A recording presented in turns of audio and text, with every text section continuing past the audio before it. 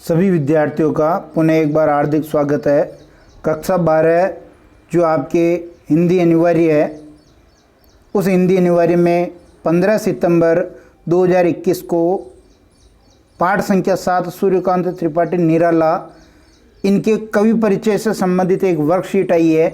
ये वर्कशीट भाग 1 है जो आपकी पूछी गई है।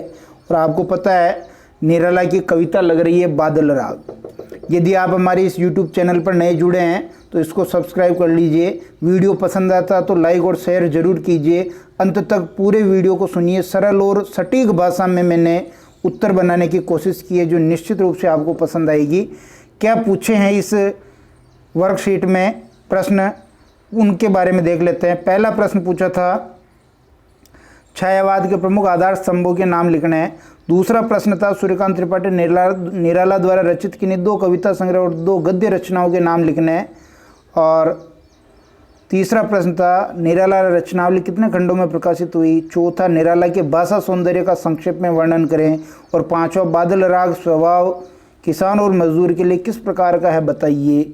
ये 5 प्रश्न इस वर्कशीट में पूछे गए थे जिनके उत्तर हम यहाँ देख रहे हैं। वीडियो अंत तक देखिए और सुनिए, समझने की कोशिश कीजिए, बहुत आपको हेल्प मिलने वाली है। पहला प्रश्न देखेंगे, ये वर्कशीट के मैं हल बता रहा हूँ जो आपको 15 सितंबर को पूछी गई थी। और ये आपका अपना YouTube चैनल है साहित्य संगम। इस बार मैंने लोगो भी यहाँ लगा दिया ताकि आपको पहचानने में भी आसानी रहे।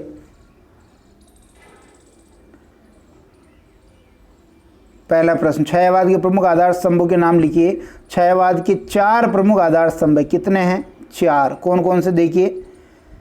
जयशंकर प्रसाद, सुमित्रानंदन पंत, सूर्यकांत त्रिपाठी निराला और महादेवी वर्मा। इनको याद रखने के लिए मैंने इनके जो उपनाम है वो भी लिख दिए हैं। प्रसाद को छायावाद का ब्रह्मा कहते हैं, पंत को छायावाद का विष्णु कहते हैं, निराला को छायावाद का महेश, महेश का मतलब समझ गए ना, शिव, और महादेवी वर्मा को छायावाद की शक्ति, छायावाद की दुर्गा कहते हैं। दूसरा प्रश्न देखिए, ये भी बहुत इंपॉर्टेंट है कि सूर्यकांत त्रिपाठी निराला द्वारा रचित किन्हीं 2 कविता संग्रह और 2 गद्य रचनाओं के नाम लिखने हैं। तो मैंने आपकी सुविधा के लिए यहाँ सारी रचनाएं और सारे गद्य की पद्य की रचनाएं लिख दी। आपकी जो इच्छा हो वो लिख दें, वैसे याद सभी करनी चाहिए। सूर्यकांत त्रिपाठी निराला द्वारा रचित कविता संग्रह तथा गद्य रचनाएं निम्न है। कविता संग्रह देख लेते हैं। अनामिका है, परिमल, गीतिका, बेला, नए पत्ते, अणिमा, तुलसीदास, कुकुरमुत्ता और कुकुरमुत्ता हो गई थी, ये इनकी कविताएं हैं। गद्य रचनाएं देखेंगे, चतुरी चमार, प्रभावती, बिल्लेसुर बकरीहा, बहुत फेमस हुआ ये, चोटी की पकड़, काले कारनामे। ये निराला के गद्य की रचनाएं हैं। ऊपर हमने कविता संग्रह पढ़े थे। तीसरा प्रश्न देखिए, तीसरा प्रश्न क्या कह रहा है, ये कह रहा है कि निराला रचनावली कितने खंडों में प्रकाशित हुई। बहुत सिंपल प्रश्न था ये तो। निराला रचनावली 8 खंडों में प्रकाशित हुई। चौथा प्रश्न, ये बहुत इंपॉर्टेंट प्रश्न है क्योंकि आपके अनिवार्य हिंदी और हिंदी साहित्य दोनों में ये पाठ लगा रखा है।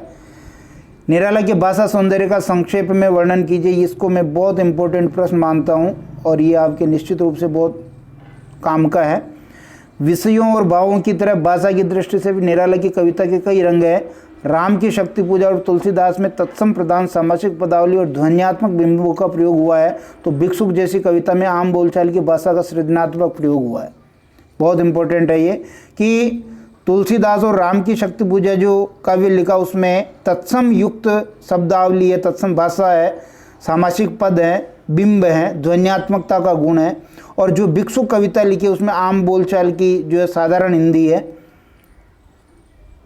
आगे देखते हैं, तुलसीदास में कठिन छंद साधना का प्रतिमान है, यानी तुलसीदास जो काव्य है उसमें छंदों का प्रयोग किया गया है। तो दूसरी तरफ मुक्त छंद की श्रेष्ठ रचनाएं भी इन्होंने लिखी है। निराला ने देसी टट के शब्दों का सौंदापन लिए कुकुरमुत्ता, रानी और कहानी, महंगू महंगा रहा जैसी कविताएं भी लिखी है। भाषा का कसाव, शब्दों की मित व्ययिता और अर्थ की प्रधानता उनकी काव्य भाषा की जानी पहचानी विशेषताएं हैं। बिल्कुल बहुत इंपॉर्टेंट इनकी भाषा शैली है। कुकुरमुत्ता आपने सुना होगा, सुनबे गुलाब, बहुत अच्छी कविता है, व्यंग्य करती हुई कविता है। अंतिम प्रश्न देखेंगे 5वां कि बादल का स्वभाव किसान और मजदूर के लिए किस प्रकार का बताना है। उत्तर लिखेंगे, बादल किसान के लिए उल्लास एवं निर्माण का तो मजदूर के लिए क्रांति और बदलाव का अग्रदूत है। किसान मजदूर की आकांक्षाएं बादल को नव निर्माण के राग के रूप में पुकार रही है, बदलाव चाहती है। कवि ने बादल का आह्वान क्रांति के रूप में किया है, यानी किसानों और मजदूरों के लिए बादल का बरसना उनके पक्ष में है, और जो सेठ साहूकार है उनके लिए खतरा है, यानी एक तरह से क्रांति का आह्वान के प्रतीक स्वरूप बादल कविता लिखी गई है। निश्चित रूप से ये वीडियो आपको पसंद आएगा। यदि वीडियो पसंद आता तो वीडियो को लाइक और शेयर ज़रूर करना है। यह आपका अपना यूट्यूब चैनल है, कोई समस्या हो तो आप मुझे कमेंट कर सकते हैं, मैं उसको हल करने की कोशिश करूँगा। और सभी पाठों का अध्यापन यहाँ हो रहा है, अच्छी तरह आप सुने समझें, वीडियो को देखें, साथियों को शेयर करें। धन्यवाद।